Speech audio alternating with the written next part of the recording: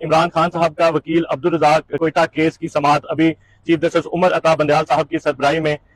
Supreme court of Pakistan में उस case की समाअत हुई है। तो जैसी समाअत शुरू हुई तो दूसरी तरफ जो मदई के वकील हैं कंदरानी साहब, वो आज बीमारी की वजह से हाजिर ना हो सके, लेकिन अल्हम्दुलिल्लाह सुप्रीम कोर्ट ऑफ पाकिस्तान ने जो हमारा इंटरम ऑर्डर था उसमें तोसीह की है। उसमें इंटरम ऑर्डर ये था कि इमरान खान साहब को इस केस में गिरफ्तार नहीं किया जाएगा, लेकिन फिर